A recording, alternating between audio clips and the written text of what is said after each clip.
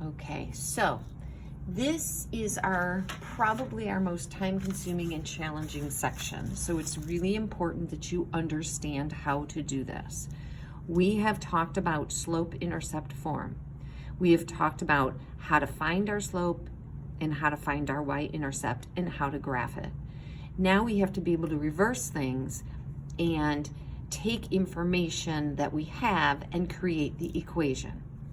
So we are trying to recreate this equation from our information given. So if we are given, in example 1, if we are given the m, because remember this is m, and the b, then that's the easiest to do. All we have to do is plug it in and we're done. And yes, plus -3 is okay, but remember, reversing it and making it -3 is better, okay? Same thing here. If our slope is 0, well, 0 times x is nothing, so it's just y equals -9. Hopefully you're visualizing that line.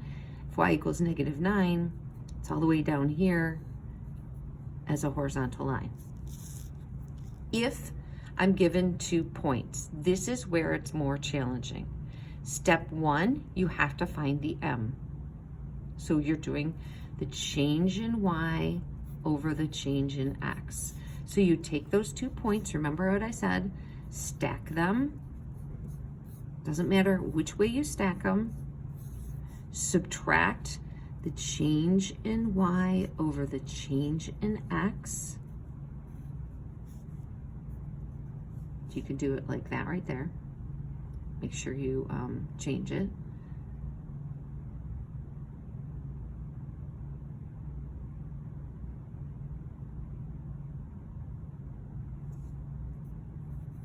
Over the change in x.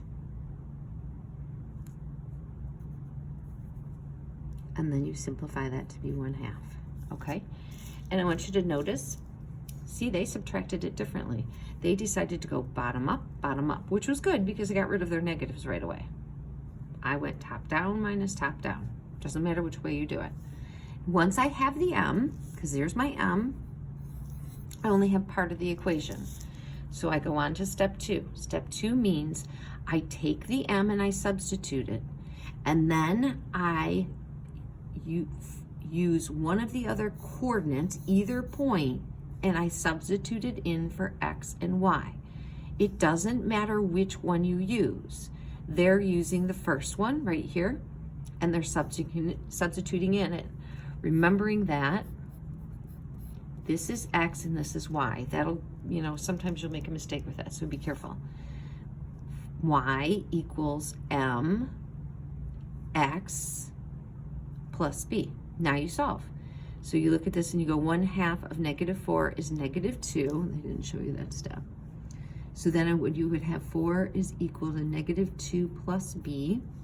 Add 2 to both sides and you get 6. There you go. I want to show you here that I could have used the other point.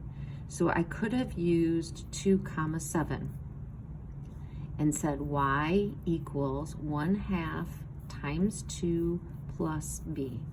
I would get 7 is equal to 1/2 of 2 is 1 plus b, -1 to both sides, b equals 6. So I get the same thing.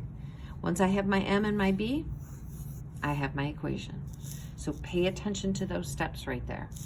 This is easy, you just substitute them in. These are the ones where you're gonna have to do the 2-step process from above, okay? So you're gonna find m, then you're gonna find b, then you're gonna write y is equal to whatever. You don't have enough room on this page. You definitely are need to do 8.7 on a separate sheet of paper to make sure that you're showing your work for each one of them. So do not try to cram it on this paper. You've been warned about that, so if I send you back your homework because it isn't done correctly, it's because you didn't listen. So you're gonna do that study guide page that I just showed you, and then you're going to do this page. And that's all I want you to do for now. It's just those 2 pages. So this one is the 1 through 21 page, so you know. And you're doing the study guide page right here. So don't email me and ask me what pages are you doing because I just told you. Good luck.